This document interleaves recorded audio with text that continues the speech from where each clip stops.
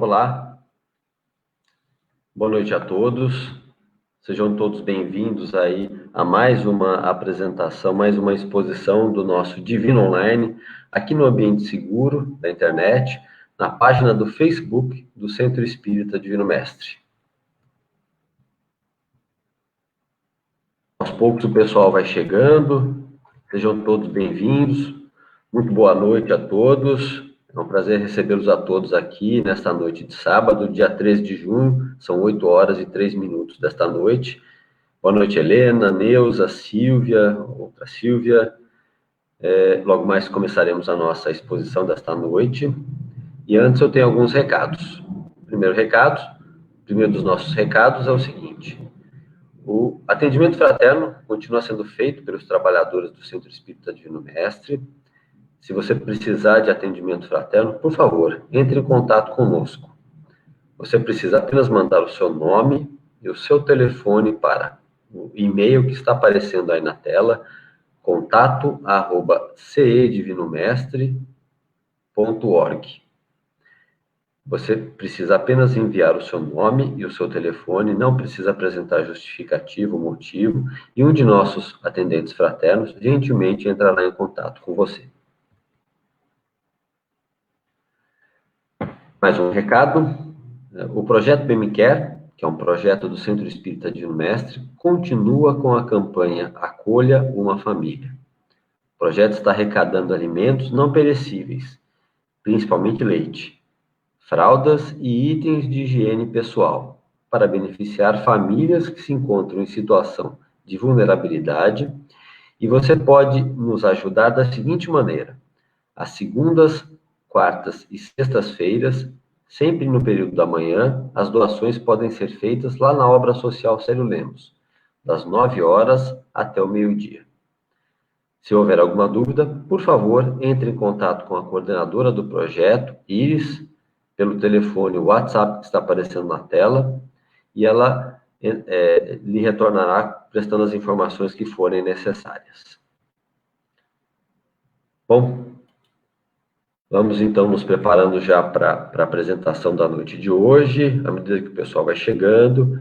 Então, eu gostaria de convidar todos vocês para, nesse momento, nós fecharmos os nossos olhos, tranquilizarmos a nossa mente, serenarmos o nosso coração e procurarmos, com uma respiração pausada, tranquila, calma, elevarmos o nosso pensamento a Deus, nosso Pai, e a Jesus, nosso querido Mestre, visualizando sua doce figura, colocando suas mãos sobre nossas cabeças, nos trazendo a sua paz, a sua harmonia,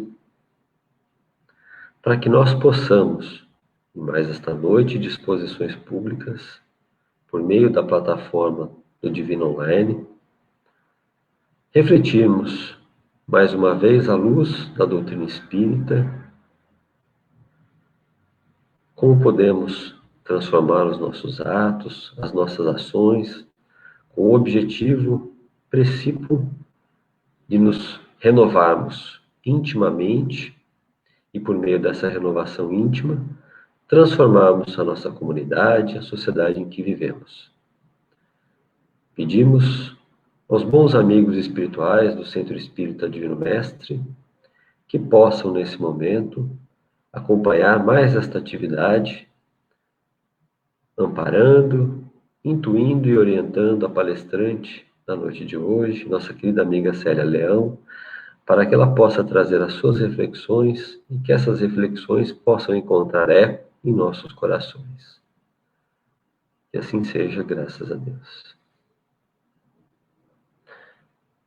Bom, sendo assim, vou convidar aqui para fazer parte da nossa telinha, Célia Leão. Oi, Célia, boa noite, tudo bem? Olá, boa noite. Obrigada. Boa noite a todos. A palavra fica com você agora, então, para a sua exposição. Afinal, queremos saber o que move, que desejos movem as nossas ações. Sim, precisamos saber, urgentemente. Boa exposição para você. Obrigada. Queridos amigos, queridos companheiros aqui de estudo, agradeço a todos vocês pela participação, pela presença, e que o nosso Divino Mestre esteja conosco, conduzindo o nosso trabalho, o nosso encontro, e que os nossos corações estejam conectados nessa energia que nos move do aprendizado, do crescimento espiritual. Então, o tema é bem sugestivo, né? Qual desejo move as nossas ações, né? Porque, na verdade, tudo o que fazemos, antes de realizarmos, nós temos um pensamento, isso não resta dúvida. Não temos como agir sem pensar antes. E esse pensamento se transforma num desejo, e por isso a gente age ou reage. Né? Nós temos essas duas possibilidades, agir ou reagir.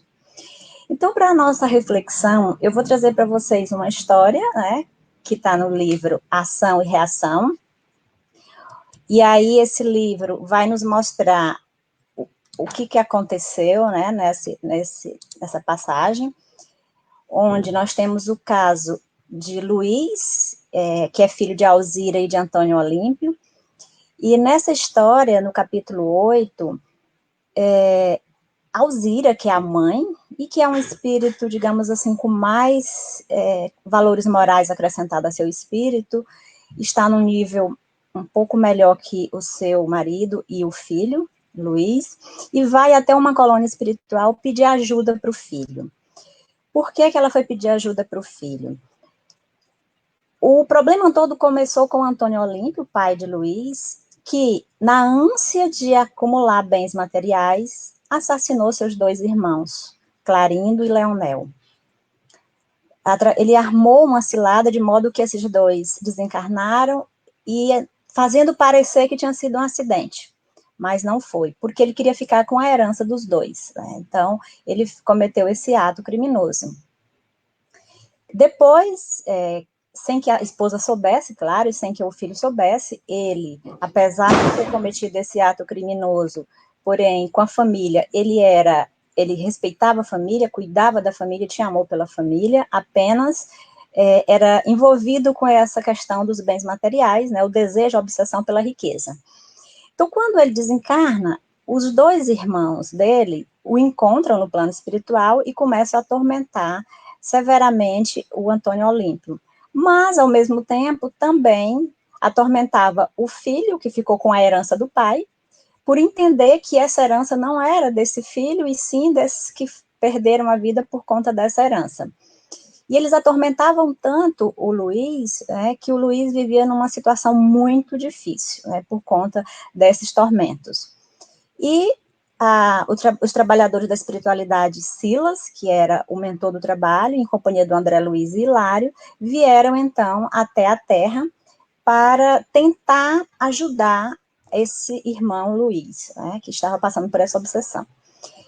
E o que aconteceu com Luiz? Ele cresceu, digamos assim, influenciado pelo pai, que tinha esse desejo do dinheiro, e ele também tinha isso com ele. Então, ele era muito apegado ao dinheiro. Ele era tão apegado ao dinheiro que, quando ele entrava em desdobramento, ele ia lá onde o dinheiro estava e ficava acariciando o dinheiro, e sempre com aquele pensamento, aquela fixação para manter esse dinheiro. Para manter essa riqueza, ele chegou a um ponto que a família passava necessidade porque ele não queria gastar. Ele descuidou, inclusive, da aparência pessoal, ele se desligou da vida social. Por quê? Porque ele não queria se envolver com nada que precisasse gastar dinheiro. E tudo isso ele já tinha dentro dele, mas com, digamos assim, a ajuda desses irmãos que atormentavam o seu psiquismo, ele ficou ainda mais ligado a esse dinheiro.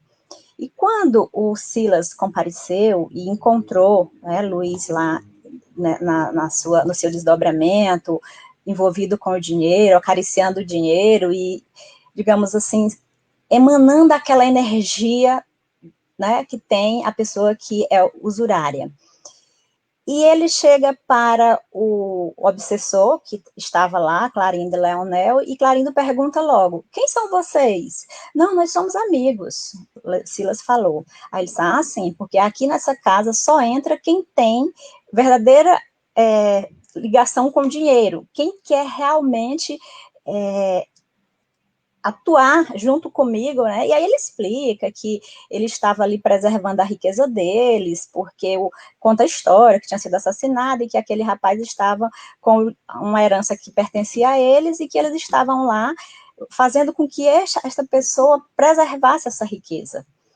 E o Silas pergunta assim para ele, então, pelo que eu estou percebendo, além do apego que esse rapaz tem pelo dinheiro também, vocês estão constantemente dando pressão, né, para que ele mantenha esse pensamento, né? Então, vocês estão colaborando para que ele aumente esse vício, né? Inclusive, esses dois tinham trazido já uma falange de espíritos para também que também eram ligados à questão do dinheiro, para ficar ali presente naquele ambiente. Então, ele vivia eternamente atormentado, via na mente dele figuras horríveis, tudo vinculado ao dinheiro. E aí, quando o Silas pergunta para o Clarindo, falando, olha, então, além dele ter esse problema, vocês também estão dando uma pressão enorme para ele. Aí ele respondeu, sim, nós aprendemos na escola de Vingadores, né, o espírito Clarindo começa a falar, né, que aprendeu, né, na escola de Vingadores que todos possuímos, além dos desejos imediatistas, desejos comuns, né? O desejo de se alimentar, o desejo de trabalhar, o desejo de cuidar das coisas, nós temos em qualquer fase da vida um desejo central, ou seja, um tema básico dos interesses mais íntimos, né? E em torno, por isso, né, que além dos pensamentos que a gente emite, a gente está aprisionado nesse desejo central. Os nossos pensamentos são concentrados nesse desejo central. E aí ele vai caracterizar tudo aquilo que a gente vai fazer, vai ser com reflexo desse desejo em nossas vidas, né? E todos nós temos esse desejo central, não tem como escapar. E aí ele acrescenta mais que desse modo, né, é fácil conhecer a natureza de qualquer pessoa em qualquer plano. Através de quê? Das ocupações e posições em que ela prefira viver. Então, no caso da nossa história aqui, o Luiz o desejo central dele era acumular recursos financeiros, era acumular dinheiro, fazer patrimônio. Era nisso que ele vibrava o tempo todo, né?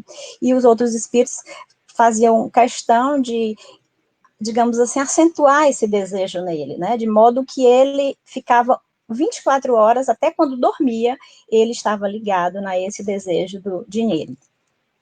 Então, esse obsessor explica, né, que assim é que a crueldade é o reflexo do criminoso, a cobiça é o reflexo do usurário, a maledicência é o reflexo do caluniador, o escárnio é o reflexo do ironista, e a irritação é o reflexo do desequilíbrio, né, tanto quanto a elevação moral, claro, é o reflexo dos santos. Então, a nossa reflexão hoje aqui é com base nesse desejo central.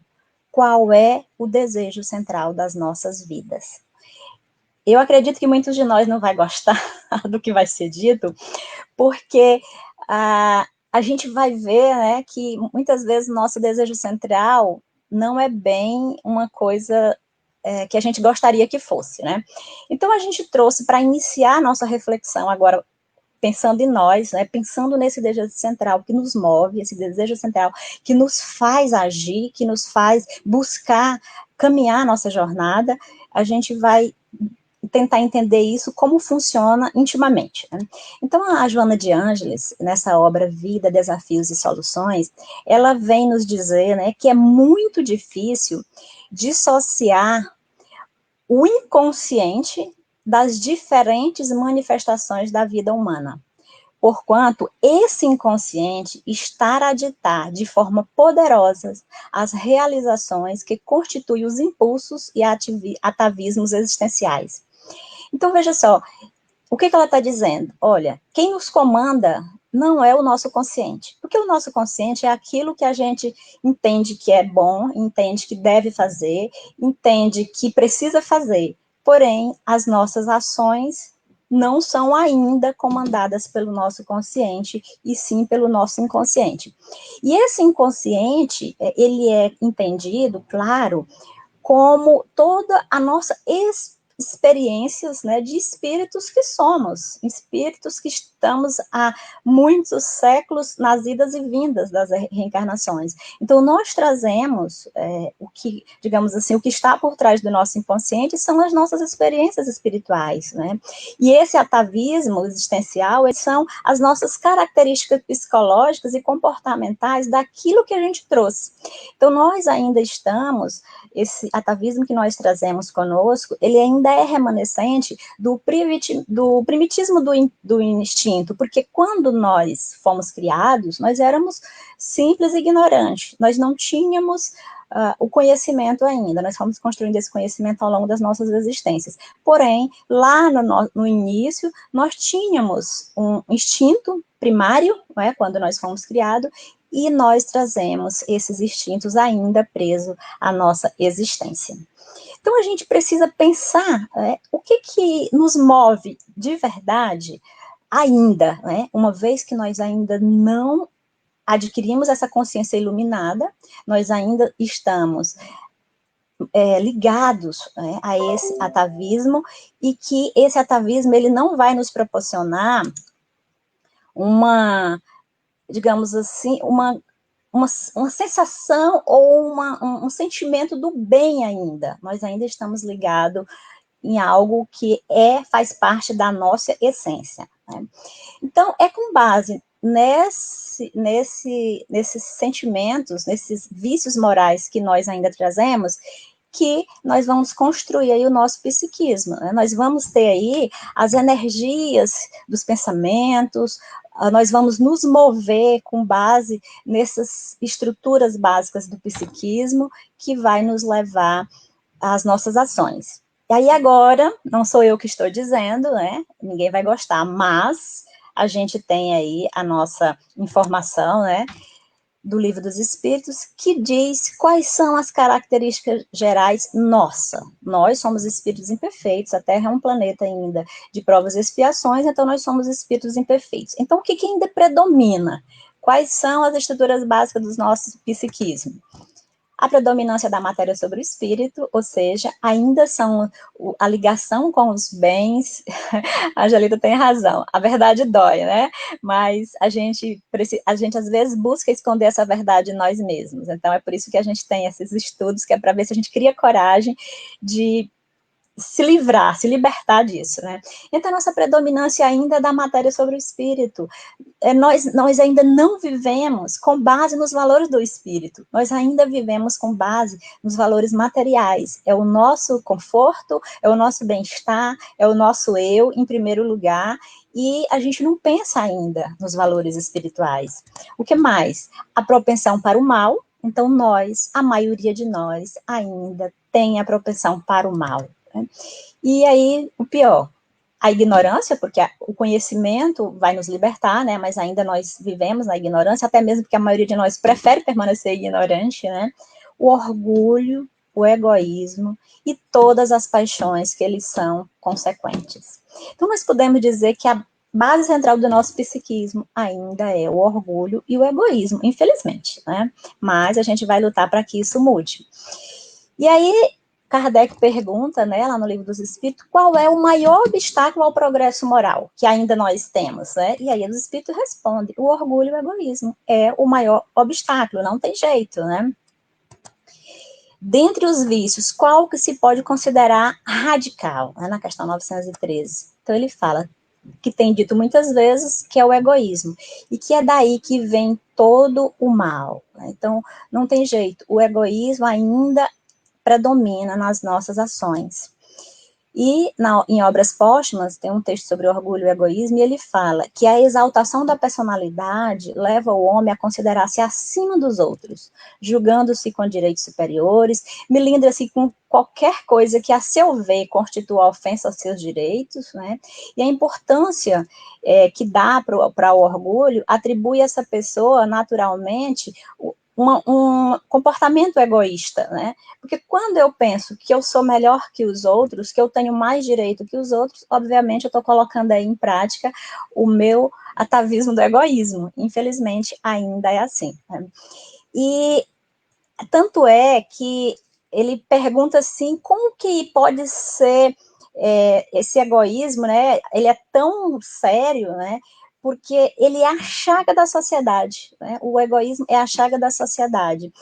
E o que é mais difícil do egoísmo, né? É porque ele é incompatível com a justiça, com o amor, com a caridade. O egoísmo, ele neutraliza essas coisas boas que deveriam ser o nosso comando, que um dia será o nosso comando principal, será o nosso desejo central, que é o amor, a justiça e a caridade. Então, por isso que é difícil, né, a questão do egoísmo. Ele traz mais. Então, assim, quase sempre o homem é o causador dos seus sofrimentos materiais, com certeza. Mas também ele pergunta se ele é dos sofrimentos morais, né? E aí, claro, né? Mas o homem é mais ainda causador dos seus sofrimentos morais, né? Porque os sofrimentos materiais, algumas vezes, independe da vontade, né? Muitas vezes ele nasce realmente numa situação que precisa passar pela dificuldade material. Porém, o orgulho ferido, a ambição frustrada, a ansiedade da avareza, a inveja, o ciúme e todas as paixões, ou seja, essas paixões são, na verdade, torturas da alma, né? E isso depende só do homem, não depende de Deus, não depende da espiritualidade, depende só de nós. Sentirmos ainda esses sentimentos, carregarmos ainda conosco esses sentimentos do orgulho ferido, né, do ciúme, tudo isso é consequência do egoísmo, né. E aí os espíritos Kardec perguntou para os espíritos qual seria o meio de destruir esse egoísmo, né, qual seria uma forma, e os espíritos respondem que é muito difícil, porque o egoísmo ele ainda está muito ligado com os instintos primitivos. Então, a gente precisa primeiro se desligar disso para a gente construir uma situação social, individual, fora do egoísmo. E ainda tem mais um fato que agrava tudo isso, é que tudo concorre para o egoísmo. As leis, as organizações sociais, a educação, né? O que a gente aprende nas escolas? As escolas, tanto as escolas como a educação do lar, né? O que nós passamos para os nossos filhos, né? E Divaldo vai dizer na sua obra que a sociedade ainda destaca a importância para a criança, para o jovem, de quê? Do sucesso, do prestígio, da necessidade dos bens materiais, ainda é essa a educação. Então, a gente vai enfrentar, além de carregarmos conosco esse sentimento do egoísmo e do orgulho, ainda temos isso reforçado pelo meio em que vivemos, né?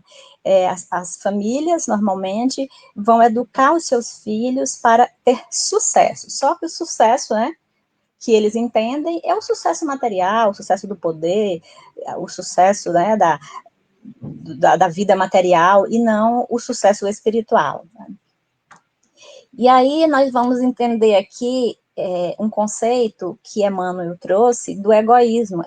Emmanuel fala assim, que o egoísmo é o apego da alma ao bem próprio. Ou seja, eu só penso no meu bem, é isso que importa. Né? Primeiro, os meus bens, né? Como as pessoas falam, né? E os outros não têm muita importância isso.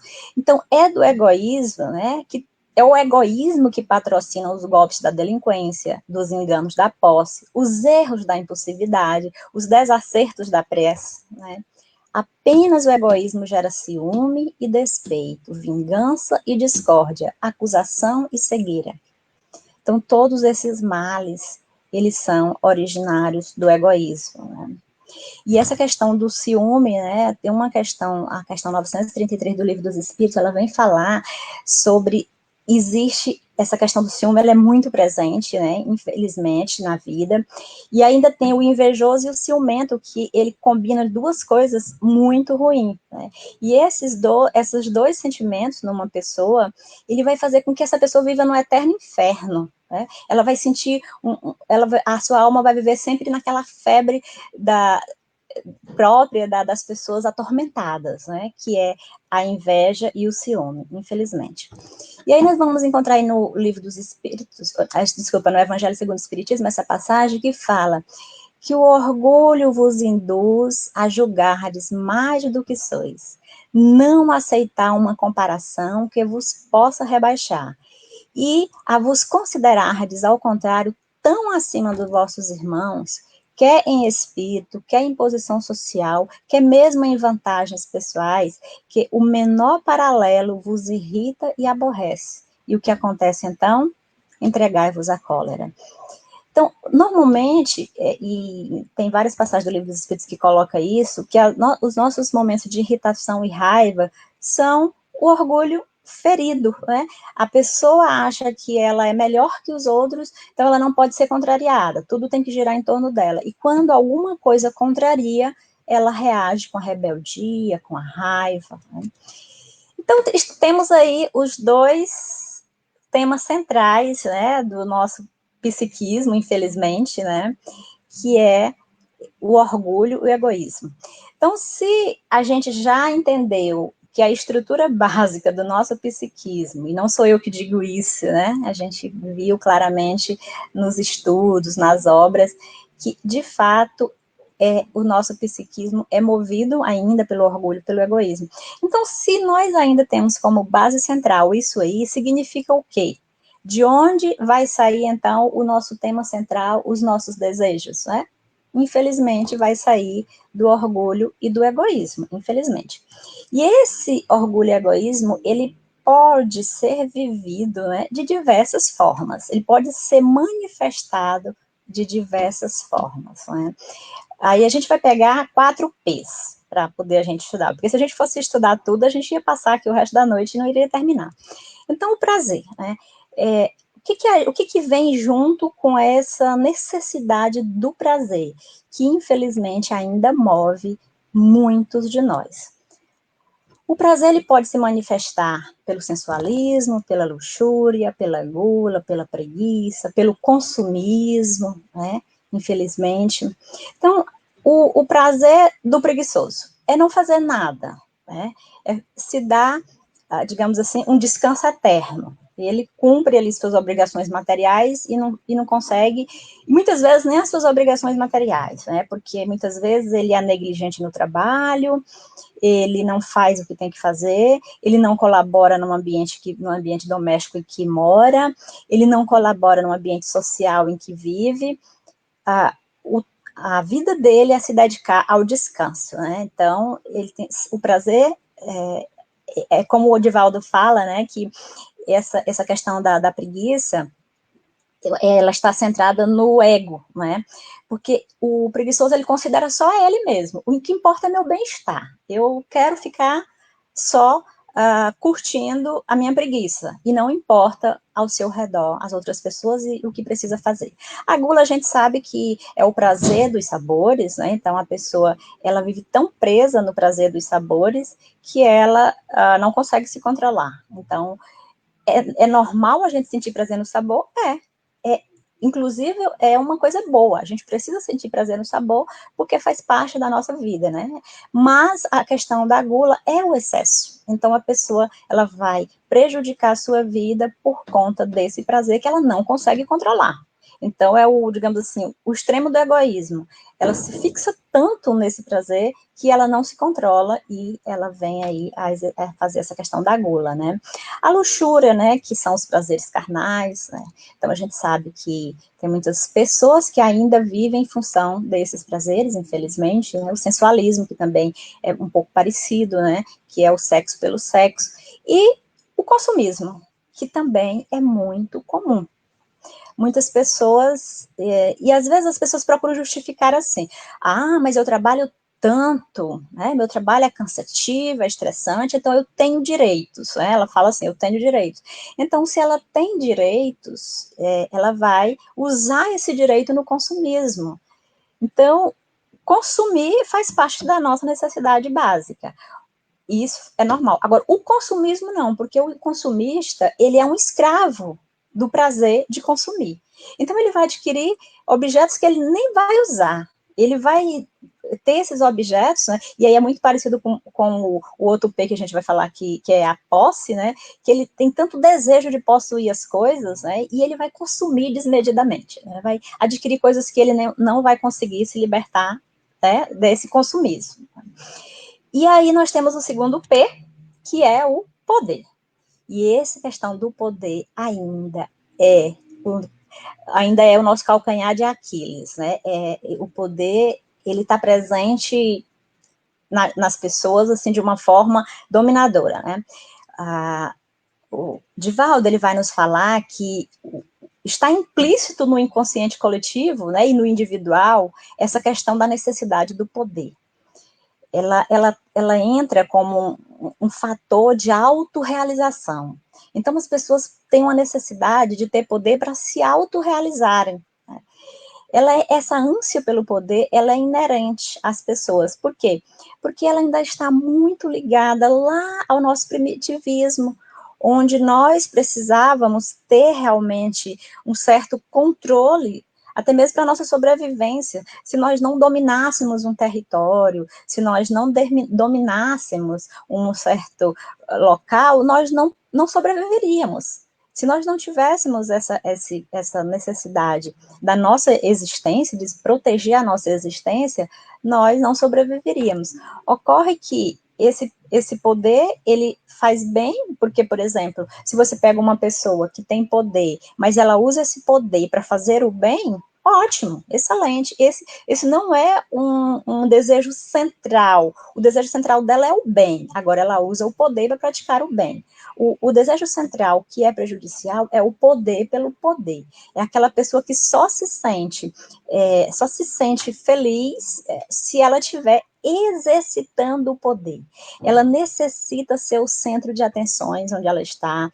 Ela sempre tem que fazer prevalecer as suas ideias. Só ela tem razão, só ela está certa. É aquela pessoa que quando você conversa, ela pode estar erradíssima, mas ela nunca vai admitir. Ela vai ter dificuldade de se relacionar, por quê? Porque onde ela está, se ela não for considerada como a pessoa máxima daquele local, ela vai se retirar, ela não vai permanecer. É muito difícil ela se relacionar com um grupo saudável, ela pode até se relacionar com grupos que também buscam essa questão do poder, e aí vai ser uma briga de poderes entre os membros do grupo, né? Mas, ou então num grupo em que ela é venerada, e aí sim, aí ela vai se sentir bem naquele grupo, né? Então, a pessoa que tem essa necessidade do poder, ela acha que todas aquelas pessoas ao seu redor, amigos, familiares, deve comandar sua vida em torno daquela pessoa. Do jeito que ela desejar, né? Você não pode ter ideias, as suas ideias são menosprezadas, porque ela não vai, em hipótese alguma, admitir que ela perca o controle, porque a pessoa que é movida pelo poder, ela tem um grande, o poder central dela, o desejo central dela é a dominação, ela está sempre ali, onde ela está sempre dominando, né? Ela não admite que outras pessoas dividam o poder com ela, né? Ela só quer sempre ter o poder. E essas pessoas, normalmente, quando elas não têm argumento, né, ela não consegue ter argumento para manter esse poder, ela vai, por exemplo, ironizar, debochar das pessoas, né, para poder se sentir melhor. E o que vem rodeado desse poder? A arbitrariedade, né, que é aquela pessoa que não consegue seguir ordens, ela não consegue se submeter à ordem, a ordem tem que ser a dela, ela tem muita dificuldade de obedecer ordens, né? A dominação, onde somente o que ela quer que pode acontecer, né? Ela tem que controlar tudo ao seu redor. A violência, quando ela se sente ameaçada nesse poder, ela vai agir com violência, né? a arrogância, né, que é uma atitude de quem se sente superior aos demais e ela assume um comportamento prepotente, né? Então ela despreza os outros, ela só vai acreditar nela mesma e que ela é acima de todo mundo, né? E a ira, que aí ela é acentuada quando a pessoa é contrariada, ela vai reagir explosivamente, né? A pessoa que age com arrogância e prepotência é aquela pessoa que bate na mesa e fala, aqui sou eu que mando, né? Então, por exemplo, se você trabalha num ambiente que tem uma pessoa que o desejo central dela é um poder, nossa, é muito difícil, né? Se você está numa família em que o pai ou a mãe, o desejo central é o poder, é muito difícil o relacionamento, né? Porque ela vai ficar o tempo todo disputando esse poder. Né? E aí o interessante é que essa questão do poder é interessante, porque quando Jesus falou na sua passagem do Evangelho, que quando a gente fosse convidado, né, para algum lugar, para alguma festa, que a gente se sentasse no última posição da mesa, né? Porque naquela época a mesa era aquela mesa grande, todos se sentavam ao redor, e o dono da casa sentava perto dele as pessoas que eram mais ligadas a ele. Então, Jesus falava assim, olha, se sente no último lugar. Por quê? Porque se você for importante para o dono da casa, ele vai te chamar para sentar perto dele. E aí você vai passar na frente de todo mundo, né? E aí aquela coisa dos humilhados serão exaltados e as pessoas que se exaltam serão rebaixados, né? Então você se senta no último lugar, por quê? Porque você vai ser convidado. Agora, se você senta lá na primeira posição, que é o comum do poderoso, o que é que vai acontecer? Se o dono da casa tiver alguém que ele quer que fique perto dele, ele vai dizer, olha, meu amigo, dê o seu lugar para a outra pessoa. E aí você vai ficar arrasado nessa hora, né? Porque você se achava a pessoa especial e você descobre que você não é essa pessoa especial, né? E é muito humilhante.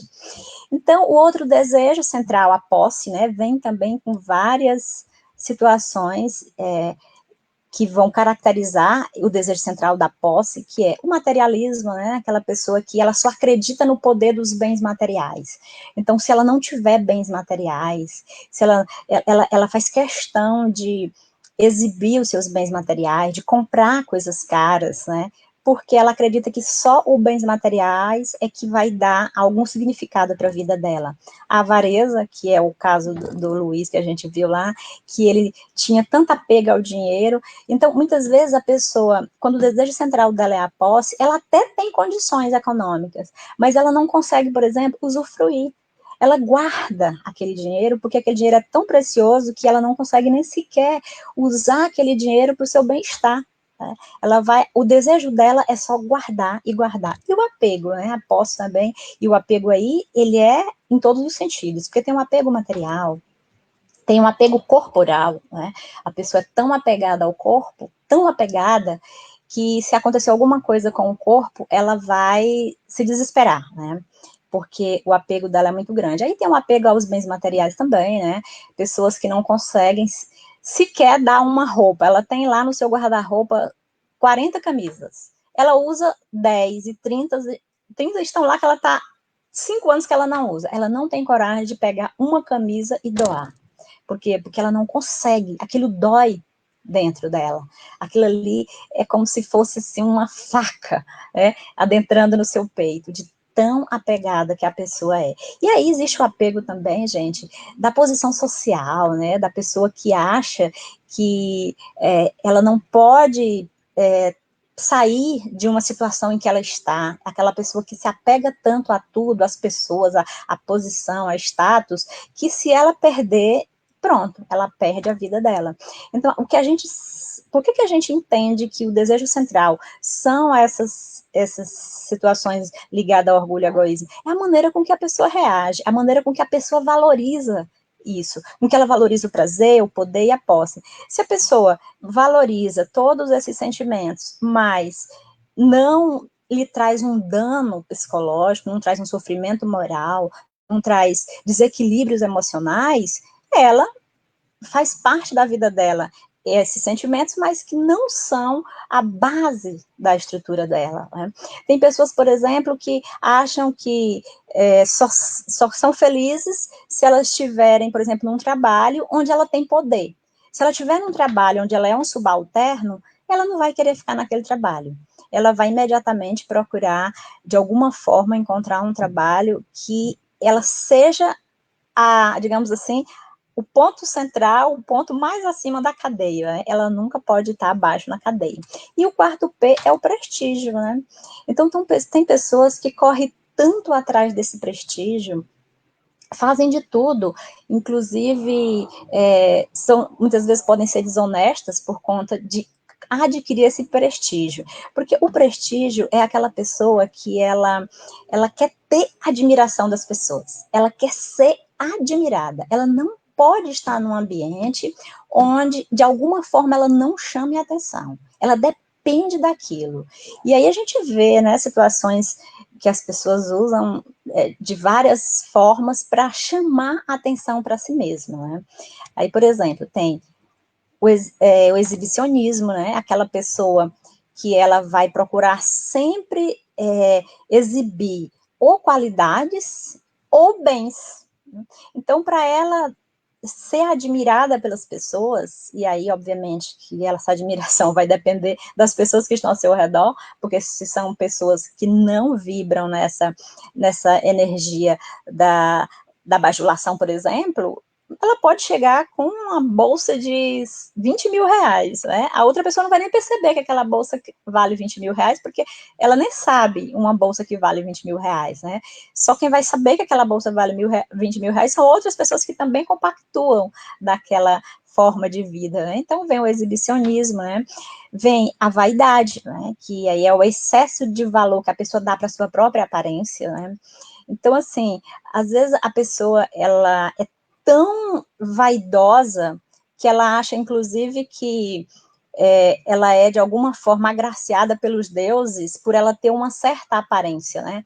Certa vez uma pessoa falou assim para mim, eu acredito que na reencarnação anterior eu era um lorde, eu era uma grande figura, porque nessa vida eu nasci de olhos verdes, de pele branca, então eu acredito que nas vidas passadas eu fui alguém muito importante. E tem até uma discussão que muitas pessoas dizem que os espíritos superiores têm olhos verdes, né?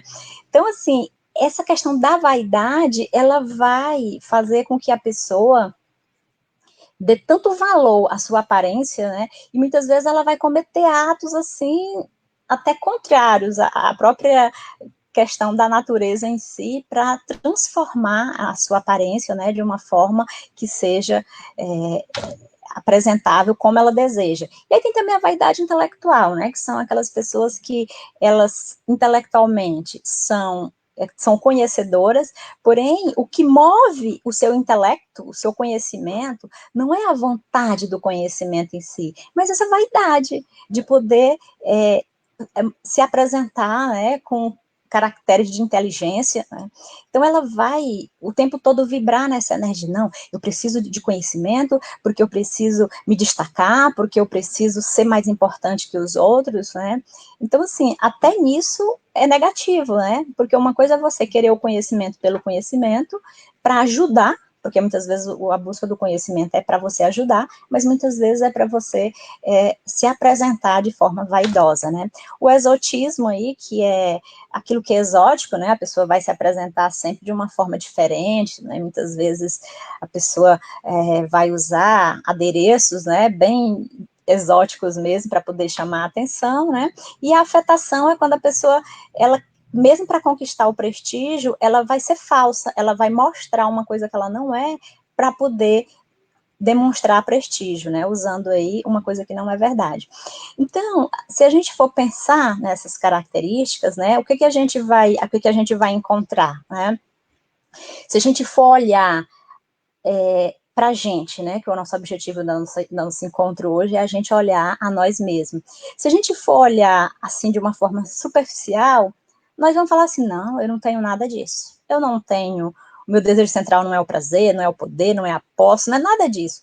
Por quê? Porque para a gente encontrar realmente dentro da gente esses atributos, a gente precisa ter um olhar penetrante. A gente precisa ter até uma coisa contrária ao orgulho e ao egoísmo, que é a humildade, né? Sem a gente ter essa humildade, a gente não vai conseguir descobrir, não vai conseguir encontrar dentro de nós esses sentimentos.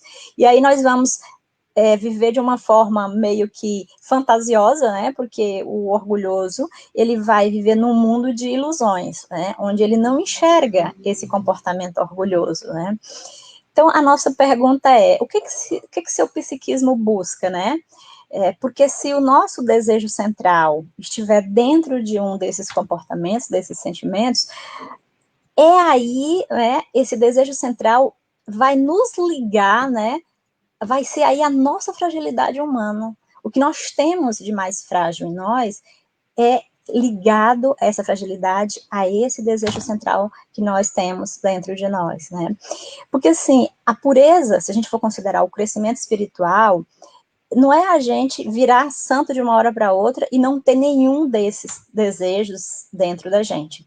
Mas é uma diferença muito grande, né? É nós nos educarmos, e isso a doutrina espírita nos propõe, nos educarmos para que, apesar disso estar íncito dentro de nós, mas não são eles que nos controlam, não são esses desejos do poder, da posse, do prestígio que nos controlam, somos nós que controlamos isso aí, né? Então, quando a gente conseguir dominar isso aí, né, então a gente vai estar, mesmo carregando isso dentro da gente, a gente vai conseguir ter uma vida de paz, porque a gente só vai conseguir viver bem, viver em paz, quando a gente conseguir dominar isso aí, né?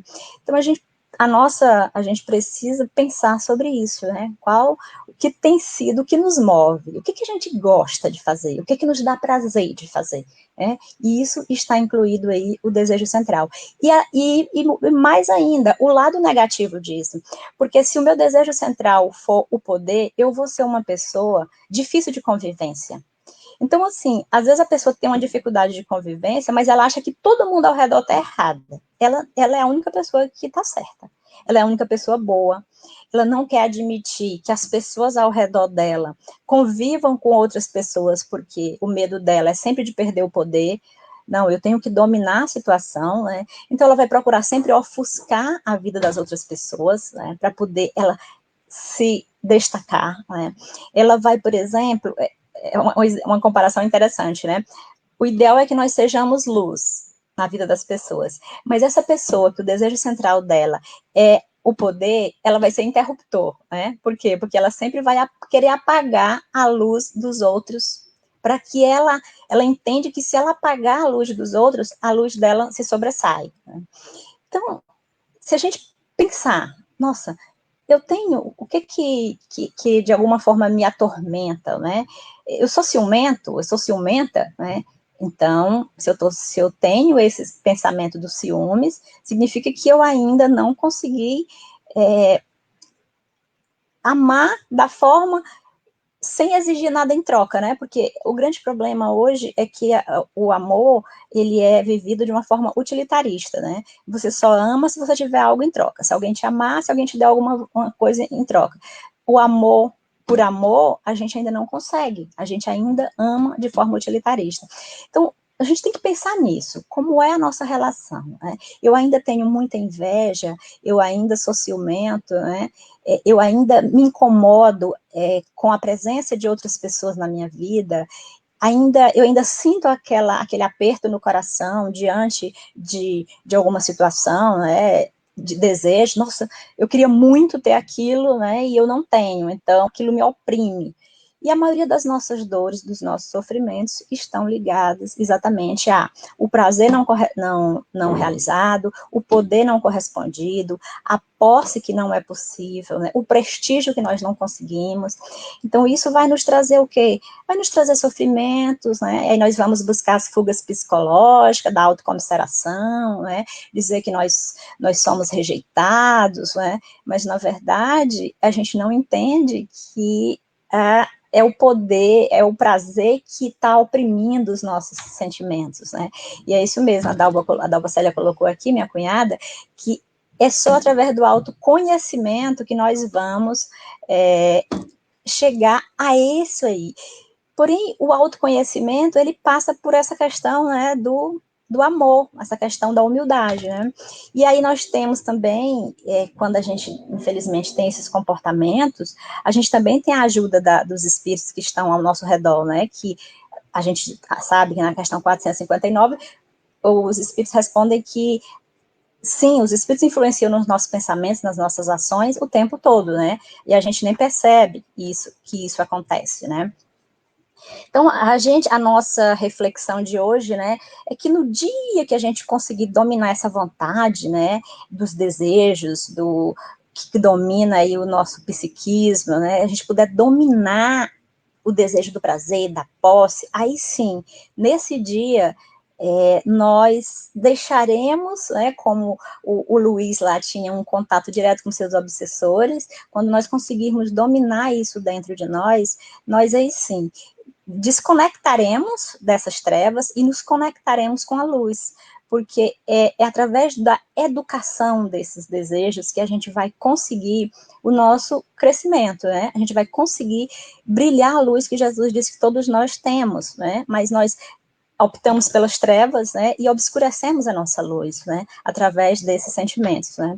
Então, a nossa pergunta, de todos os desejos que você tem, né, da multidão de desejos, qual realmente é aquele que te atormenta, aquele que é mais forte em ti, porque é exatamente por isso que você reencarnou, é para você tratar isso aí, é a lição a ser aprendida, é onde você tem que buscar aprender, é exatamente nesse desejo que você carrega dentro de você, né?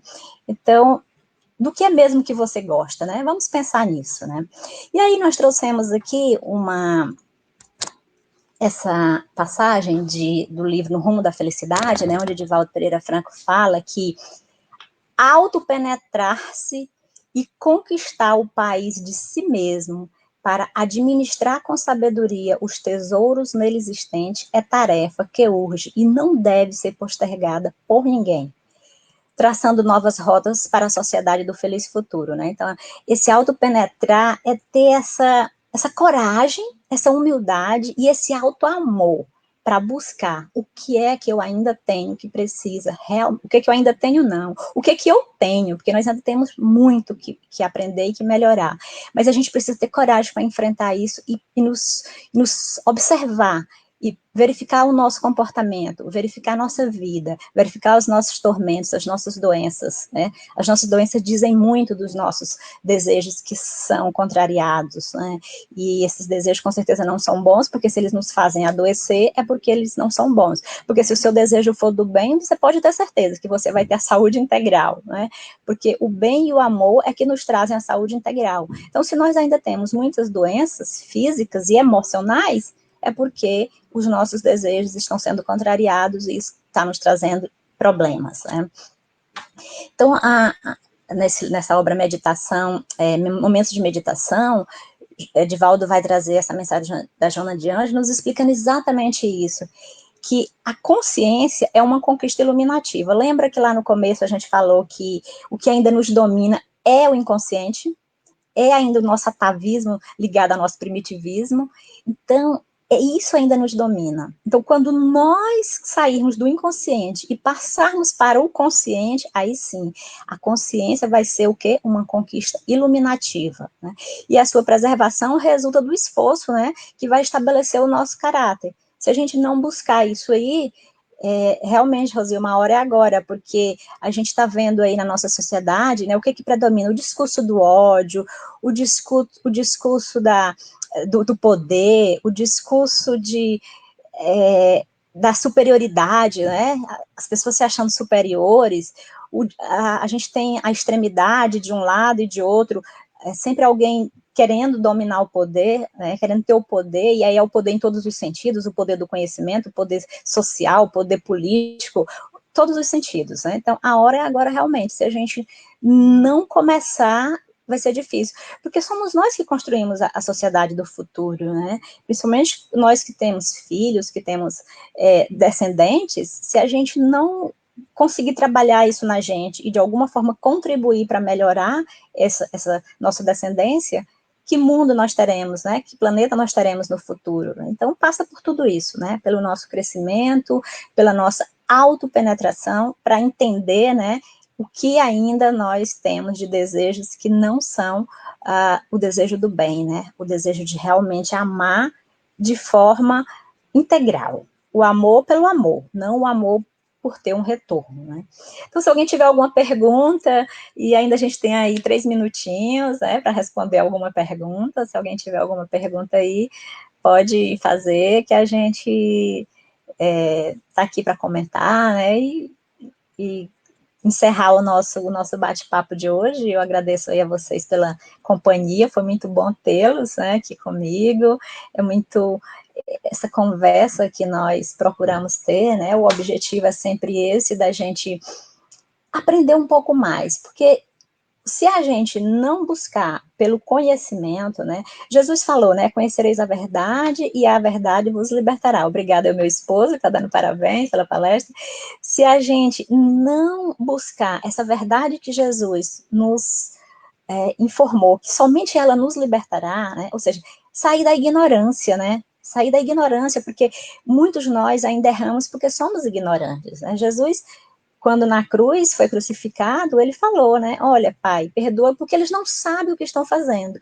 Eles acham que, aproveita muito bem, meu mano Josafá Leão, aproveitar o isolamento para buscar esse autoconhecimento, é uma grande oportunidade, né, e possivelmente o que a espiritualidade desejou com toda essa deseja, com tudo isso que está acontecendo, é exatamente a gente encontrar dentro de nós o que a gente precisa melhorar, que nós precisamos melhorar muito, muitas coisas, mas aproveitar esses momentos para refletir, né?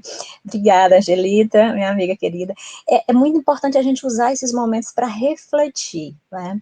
Porque se a gente não aproveitar esse momento, minha amiga Helena de Belo Horizonte, obrigada pela companhia, se a gente não aproveitar esses momentos, nesse momento que a gente está passando de uma, digamos assim, de uma chamada para o nosso crescimento, né?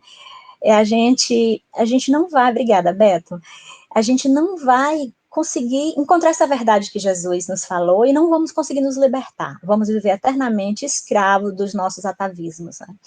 Então, gente, muito obrigada a todos vocês e vamos aproveitar aqui esse momento para a gente nos conectar realmente com o amor divino, com essa atmosfera do amor de Deus que está em todo o ambiente, está em nossos corações, em todos os lugares que nós estamos, mas que muitas vezes nós não nos conectamos com esse amor divino.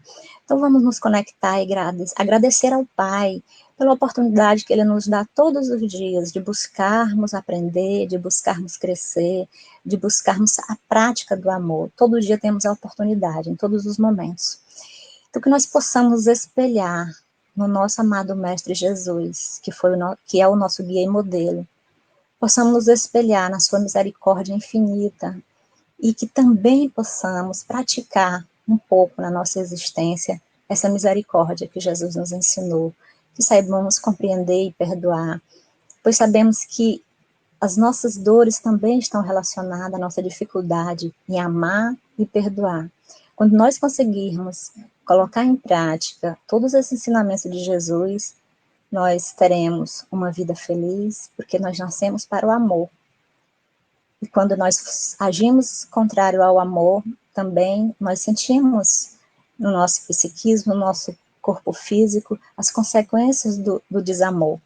Então, que nós tenhamos aí, Senhor, com a tua ajuda, com o teu amparo, com a ajuda dos nossos mentores, dos nossos anjos de guarda, que nós possamos ter essa coragem de buscar nos conhecer e nos libertar de tudo que ainda nos oprime e nos aflige. E sabemos que somente é possível através dessa conscientização. Que nosso amado Mestre Jesus seja sempre o nosso inspirador em todos os momentos, nas dificuldades, nas alegrias, que o nosso amado Mestre Jesus nos inspire sempre para o bem, para a paz, e que a gente consiga, através da nossa humildade, colaborar na formação de um mundo melhor, colaborando com Deus na criação e trazendo ao nosso redor, onde pudermos, sempre a paz e a harmonia entre todos que cruzarem o nosso caminho, e vibrando também pela paz e harmonia do universo, que é muito importante as nossas vibrações. Ser conosco, amado Mestre Jesus, nos fortaleça, nos ampare e nos guie, hoje e sempre. Que assim seja. Graças a Deus.